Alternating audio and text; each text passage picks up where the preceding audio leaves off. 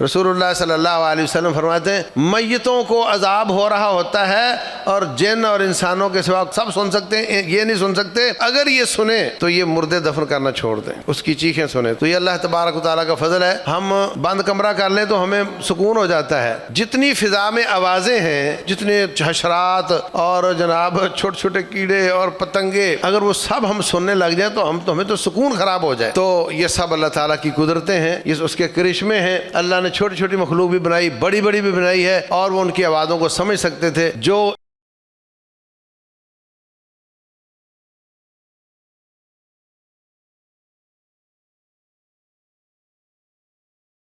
آج کا پارہ 19واں پارہ ہے، اس میں شروع میں سورہ فرقان کی آخری آیات ہیں اور اس کے بعد سورہ نمل ہے۔ فرقان قرآن کا نام ہے اور نمل چیونٹی کا نام ہے۔ اس میں چیونٹی کا تذکرہ ہے، اس لیے اس کا نام سورہ نمل ہے۔ تو اس میں سورہ شعراء بھی ہے۔ شعراء کے آخر میں شاعروں کی مذمت بیان ہوئی ہے، اس لیے اس کا نام سورہ شعراء ہے۔ تو چلیں شروع کرتے ہیں۔ سورہ فرقان کی آخری آیات میں اللہ تبارک و تعالیٰ نے بیان کیا ہے کہ جو کافر لوگ تھے وہ کہتے تھے کہ یہ نبی انسان کیوں ہے، اس کو نور ہونا چاہیے تھا، ہم جیسا یہ تو پھر اس میں کیا امتیاز ہے۔ ان کو کہا کہ اگر رہنے والے نور ہوتے تو ان کا نبی بھی نور ہوتا۔ یہ اشکال اس وقت بھی لوگوں کو بہت زیادہ ہے۔ وہ کہتے ہیں نہیں جی انسان نہیں ہو سکتا، نبی انسان نہیں ہو سکتا۔ یہ آج کل بھی شبہ موجود ہے جو اہل مکہ کا شبہ تھا۔ اس کے بعد کچھ مظاہر قدرت بیان ہوئے ہیں اور اس کے بعد اللہ تعالیٰ نے آخری رکوع میں عباد الرحمن کے اوصاف بیان کیے ہیں۔ وعباد الرحمن الذین یمشون علی الارض ہونا، اللہ کے بندے وہ ہوتے ہیں جو زمین پر نرمی سے چلتے ہیں، تکبر کے ساتھ نہیں چلتے۔ وہ جھکے ہوئے ہوتے ہیں، وہ اکڑ کر نہیں چلتے، اور جو چادر شلوار تہ بند زمین کے ساتھ لگ رہا ہوتا ہے، ٹخنوں سے نیچے جا رہا ہوتا ہے، یہ تکبر کی نشانی ہے۔ تو اللہ کے بندے اس طرح نہیں کرتے۔ وعباد الرحمن الذین یمشون علی الارض ہونا، اور رسول اللہ صلی اللہ علیہ وسلم نے فرمایا کہ شلوار کو اوپر رکھو اور اس کو نیچے کرنا یہ تکبر ہے۔ ایک ہے کہ تکبر سے نیچے کرنا، ایک ہے نیچے کرنا ہی تکبر ہے۔ حضرت ابوبکر صدیق فرماتے ہیں اللہ کے رسول میں اس کو اوپر کرتا رہتا ہوں پھر بھی نیچے ہو جاتی ہے۔ تو فرمایا تو تکبر نہیں کرتا، جو اوپر کرتا رہتا ہو اور ذرا سستی ہو تو نیچے ہو جائے وہ تکبر نہیں کرتا، اور جو نماز پڑھنے کے بعد خود کھڑا ہو کر نیچے کر رہا ہو، ہاں فرق ہے، تو بچنا چاہیے۔ اس کے بعد کہا کہ والذین یبیتون لربہم سجدا وقیاما، اللہ کے بندے اللہ کے لیے رات سجدوں اور قیام میں گزارتے ہیں، اور یہ صرف رمضان کی بات نہیں۔ یاد رکھو ہم اصل میں عبادت کے لیے پیدا ہوئے ہیں۔ جیسے ایک آدمی مزدور رکھتا ہے کہ تیرا کام ہے یہ اینٹیں چھت پہ رکھنا اور مزدوری دوں گا 2000۔ اگر آپ اچانک جائیں اور وہ فارغ بیٹھا ہو تو آپ کو غصہ آئے گا نا، آپ نے اس کی ڈیوٹی یہ لگائی اور وہ ادا نہیں کر رہا، آپ کو غصہ آیا۔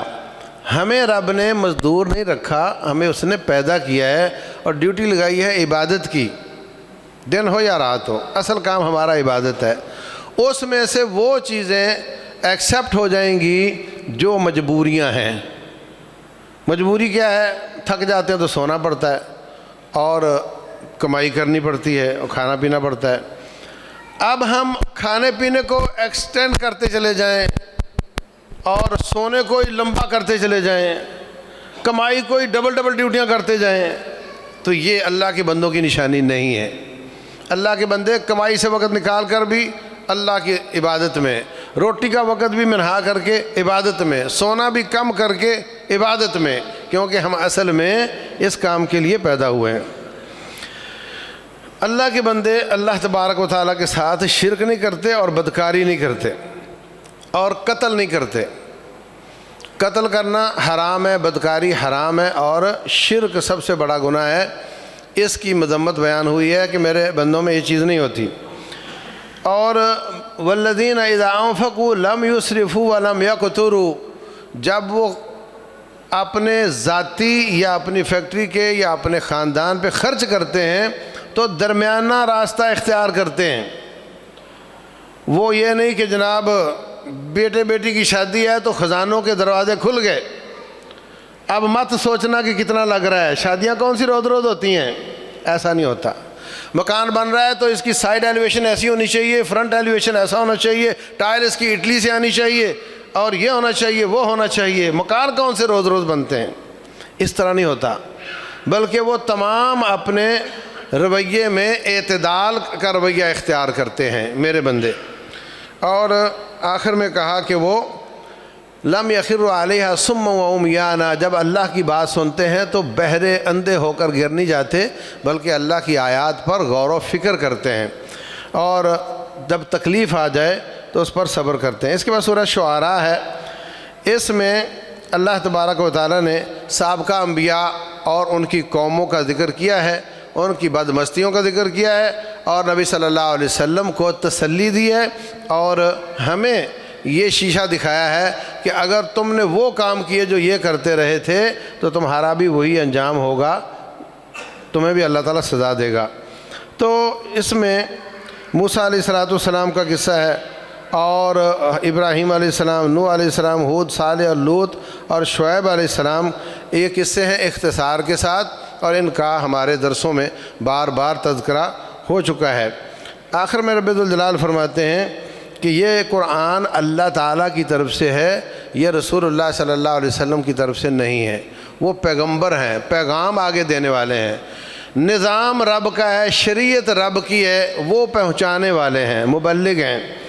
اور یہ کہ وَالشُّعَرَاءُ يَتَّبِعُهُمُ الْغَاوُونَ، جو شاعر ہوتے ہیں ان کی پیروی گمراہ لوگ کرتے ہیں۔ آپ کو بڑے بڑے انفلوئنسر نظر آئیں گے یوٹیوب پر یا ویسے اسٹیج پر، بڑا اس کی تقریر کو سنا جاتا ہے، مگر اس میں جو چمک ہوگی نا وہ ڈاکٹر اقبال کے شعروں کی ہوگی۔ کیا موقع پر شعر پڑھتا ہے بھائی، فارسی کے شعر، اردو کے شعر۔ تو جو لوگ کتاب و سنت سے دور ہوتے ہیں وہ شعروں سے گزارا کرتے ہیں، اور جو شاعر ہوتے ہیں الم تر انہم فی کل واد یہیمون، وہ ہر وادی میں جھک مارتے ہیں، یہ اللہ تعالیٰ فرما رہے ہیں۔ اب ڈاکٹر اقبال بڑا اچھا آدمی ہے، الہامی شاعر ہے، لیکن آپ دیکھیں کہ کبھی وہ آستانوں کی مذمت کرے گا اور کبھی ان کی بہت زیادہ تعریفیں کرنا لگ جاتا ہے۔ نہ پوشن خرقہ پوشوں کی ارادت ہو تو دیکھ ان کو، ید بیضا لیے پھرتے ہیں اپنی آستینوں میں۔ یعنی موسیٰ علیہ السلام کا معجزہ تھا ید بیضا، اور یہ جو صوفی ہیں بولے ان کے بھی ید بیضا ہے ان کے پاس بھی۔ تو کبھی ان کی ٹھیک ٹھاک مذمت کرتے ہیں، میں ان کے اس شعروں کی طرف نہیں جانا چاہتا، تو ہر وادی میں جھک مارتے ہیں۔ ذرا کوئی چیز پڑھ لی، متاثر ہوا، اس کے لیے شعر پڑھنے شروع کر دیے، اس کے الٹ کسی چیز کو دیکھ لیا، اس کے لیے شعر پڑھنے شروع کر دیے۔ تو فرمایا کہ وَالشُّعَرَاءُ يَتَّبِعُهُمُ الْغَاوُونَ، شعراء کا پیچھا گمراہ لوگ کرتے ہیں۔ إِلَّا الَّذِينَ آمَنُوا، مگر جو ایمان والے ہیں، کچھ لوگ ایسا پیارا شعر پڑھتے ہیں کہ وہ آیت کا ترجمہ ہوتا ہے، حدیث کا ترجمہ ہوتا ہے۔ تو ایسے شعراء، ان کی بات سنی بھی جا سکتی ہے، یاد بھی کی جا سکتی ہے، اور بولی بھی جا سکتی ہے۔ وہ متاثر کون ہوتی ہے؟ جو کتاب و سنت کی فیور میں بولتے ہیں، اور جو اپنے فلسفے لے کر آتے ہیں اور کتاب و سنت کی مخالفت میں ہوتے ہیں، ان کے بارے میں مذمت آئی ہے ان آیات میں۔ آخر میں سورہ نمل ہے، نمل کا معنی چیونٹی۔ حضرت سلیمان علیہ السلام کا قصہ ہے، اس میں موسیٰ علیہ السلام کا قصہ شروع میں آیت نمبر 7 اور اس کے بعد، اور ان کے معجزات کا قصہ ہے۔ اس کے بعد داؤد اور سلیمان علیہ السلام کا قصہ ہے۔ داؤد باپ تھے اور سلیمان بیٹا تھے، اور دونوں نبی تھے اور دونوں بادشاہ تھے۔ تو اللہ تعالیٰ فرماتے ہیں کہ ہم نے ان کو بہت نعمتیں دیں اور انہوں نے بہت ہمارا شکریہ ادا کیا، ان نعمتوں کو دین کے لیے استعمال کیا، اسلام کے غلبے کے لیے استعمال کیا۔ تو اس کے بعد سلیمان علیہ السلام اور بلقیس کا قصہ ہے۔ سلیمان علیہ السلام کو اللہ نے جن بھی دیے ہوئے تھے، وہ بھی ان کے باقاعدہ رجسٹرڈ تھے اور وہ حاضری لیتے تھے ان کی، اور جانور بھی، پرندے بھی درندے بھی سب۔ تو ہدہد پرندہ غیر حاضر پایا گیا تو کہا کہ یہ کدھر گیا ہے پوچھے بغیر، یا تو جسٹیفائی کرے گا، مجھے مطمئن کرے گا کہ وہ کسی واقعی اچھے کام گیا تھا، ورنہ میں اس کو ذبح کر دوں گا۔ تھوڑی دیر ہوئی تو وہ آ گیا پرندہ، کہا کہ میں ایک دور علاقے میں چلا گیا، وہاں میں نے عجیب دیکھا، لوگ سورج چاند ستاروں کی پوجا کر رہے ہیں، اور انی وجدت امرأۃ تملکہم، ان کی بادشاہ ایک عورت ہے اور اس کے پاس ہر قسم کی ریل پیل ہے، فوجیں ہیں، ہر چیز ہے۔ ہماری بادشاہی کے ہوتے ہوئے ایک علاقے میں یہ ہو رہا ہے۔ تو انہوں نے جسٹیفائی کر دیا اپنی غیر حاضری کو، وہ ذبح ہونے سے تو بچ گیا۔ اب اللہ تبارک و تعالیٰ فرماتے ہیں کہ انہوں نے بھیجا اس کے ذریعے ایک خط کہ جا ادھر پھینک کے آ جا۔ وہ کیا تھا؟ اللہ تعلوا علی واتونی مسلمین، ادھر ادھر کی بات کرنا، چپ چاپ آ جاؤ فرما بردار ہو کر میرے پاس۔ عورت کہنے لگی میرے پاس ایک لیٹر آیا ہے، کیا کرنا چاہیے؟ فوج اپنے نمبر ٹانگنے لگ گئی، ہماری بڑی قوت ہے، ہمارے پاس بڑا وہ ہے، آپ حکم کریں ہم خون بہا دیں گے۔ وہ کہنے لگی ٹھیک ہے تم بہا دو گے، لیکن یہ کوئی آسان نہیں ہے جنگیں لڑنا، اس میں خون بہانا پڑتا ہے اور علاقے برباد ہو جاتے ہیں۔ میں پہلے ٹرائی کروں گی کہ جنگ سے بچا جائے۔ قیمتی موتیوں ہیروں جواہرات کے ہدیے بھیجے سلیمان علیہ السلام کے پاس، کہنے لگے یہ تم کیا لے آئے ہو؟ میرے پاس اس سے اچھے ہیں۔ جن کو بھیجتے تھے چل سمندر سے ہیرے نکال کے لا، موتی نکال کے لا، وہ لے آتا تھا۔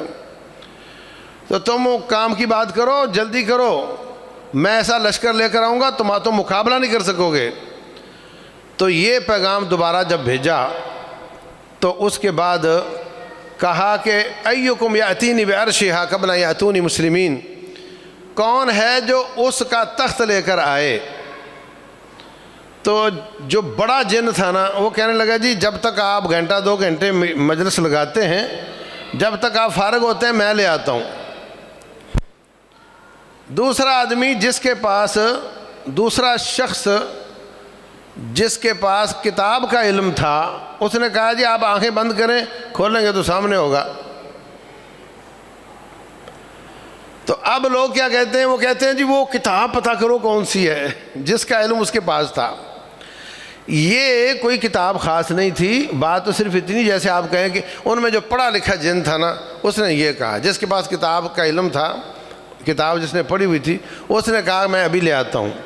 تو وہ کوئی ایسی کتاب کہ جس کے ساتھ اس طرح کے کرشمے دکھائے جا سکتے ہوں، ایسی بات نہیں ہے۔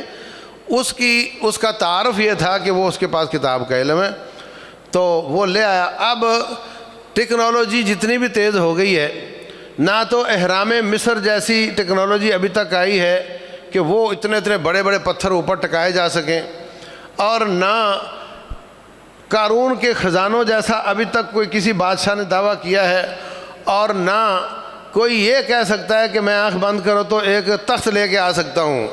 دیکھو جہاز کی شکل کیپسول جیسی ہوتی ہے کہ یہ فضا کو پھاڑتا ہوا آتا ہے، اور اس کے باوجود وہ بہت شور کرتا ہے، اس کے پاس بڑا شور ہوتا ہے جب فضا کو پھاڑتا ہے۔ یہ بے ڈھنگا تخت جب اتنی تیزی سے آیا ہوگا تو وہ کیسے آیا ہوگا یہ اللہ ہی جانتا ہے۔ قرآن کی آیت نہ ہوتی تو ہمیں یقین نہیں آنا تھا۔ تو بہر صورت وہ آ گیا، کہا نکروا لہا عرشہا، اس کے تخت کو نا اوپر کی چیزیں ہٹا کر نا اس کو عام سا بنا دو۔ اتنی دیر میں وہ بھی آ گئی اپنے لاؤ لشکر کے ساتھ مسلمان ہو کر، تو کہا یہ تیرا عرش ہے؟ کہنے لگی لگ تو وہی رہا ہے۔ تو اس کے بعد حضرت سلیمان اس کو لے کر اپنا محل دکھانے نکلے۔ تو جب صحن میں گئے تو ہمارے یہاں تو ٹائلیں لگتی ہیں، ٹائل بڑی سے بڑی کتنی ہوگی؟ 4 فٹ کی ہوگی، پورے صحن میں ایک ہی ٹائل تھی. وہ ٹائل کیا تھی؟ نیچے مار رکھ کر اوپر شیشہ لگا کر کے رگڑائی کی ہوئی تھی اور وہ چمک رہا تھا شیشہ. تو جب اس نے قدم رکھا تو شلوار اوپر کالی کے پانی ہے. تو سلمان کہنے لگے کہ یہ پانی نہیں ہے، یہ شیشہ ہے. یہ سب آیات کا ترجمہ کر رہا ہوں، کوئی اسرائیلی روایت اس میں نہیں ہے. تو یہ ترقی بھی ابھی تک نہیں ہوئی جو اس وقت ہمیں نظر آتی ہے. تو بڑی پھوٹیں مارتے ہیں کہ ہم بڑا دور چلے گئے اور ہم پتہ نہیں کہاں چلے گئے. یہ سب اس کا 10واں حصہ بھی نہیں ہے جو پچھلی قوموں کو دیا گیا تھا. تو بہر صورت یہ ان کا قصہ ہے. یہ اس طرح وہ مسلمان ہو گئی تھی. اس کے بعد لوگ پوچھتے ہیں شادی ہوئی نہیں ہوئی، اس کی کوئی دلیل نہیں ہے. جب سلیمان علیہ السلام اپنا لشکر لے کر جا رہے تھے تو آگے ایک چونٹی نے اپنی چونٹیوں کو، ان کی جو ملکہ تھی چونٹیوں کی، اس نے آواز دی، او چونٹیوں اپنے اپنی بلوں میں گھس جاؤ، سلیمان علیہ السلام لشکر لے کر آ رہے ہیں، وہ تمہیں مسل ڈالیں گے اور ان کو احساس بھی نہیں ہوگا کہ تم نے مسل دیا ہے. تو جلدی جلدی چونٹیاں اندر گھس گئیں. اب آپ اندازہ لگاؤ کہ اگر تو سلیمان علیہ السلام سر پہ پہنچے ہوئے تھے تو پھر تو اعلان کرنے کا فائدہ کوئی نہیں. اگر وہ تھوڑا دور تھے تو اتنی دور سے چونٹی کی آواز پہنچنا اور سلیمان علیہ السلام کا سن کے سمجھ لینا، اس کا مطلب یہ ہے کہ ہماری فضا میں بے شمار آوازیں ایسی ہیں جن کو ہم سن نہیں پاتے. رسول اللہ صلی اللہ علیہ وسلم فرماتے ہیں میتوں کو عذاب ہو رہا ہوتا ہے اور جن اور انسانوں کے سوا کوئی نہیں سن سکتا، سب سن سکتے ہیں، یہ نہیں سن سکتے. اگر یہ سنیں تو یہ مردے دفن کرنا چھوڑ دیں، اس کی چیخیں سنیں تو یہ اللہ تبارک و تعالیٰ کا فضل ہے. ہم بند کمرہ کر لیں تو ہمیں سکون ہو جاتا ہے. جتنی فضا میں آوازیں ہیں، جتنے حشرات اور جناب چھوٹے چھوٹے کیڑے اور پتنگے، اگر وہ سب ہم سننے لگ جائیں تو ہمیں تو سکون خراب ہو جائے. تو یہ سب اللہ تعالیٰ کی قدرتیں ہیں، یہ اس کے کرشمے ہیں. اللہ نے چھوٹی چھوٹی مخلوق بھی بنائی، بڑی بڑی بھی بنائی ہے، اور وہ ان کی آوازوں کو سمجھ سکتے تھے. جو اتنے کام کرنے والا رب ہے اس کا حق ہے کہ صرف اس ہی کی عبادت کی جائے اور اس کے ساتھ کسی کو شریک نہ ٹھہرایا جائے. رب ذوالجلال جو میں نے عرض کیا ہے سمجھنے اور عمل کرنے کی توفیق دے. واللہ اعلم، وصلی اللہ وسلم وبارک علی نبینا محمد.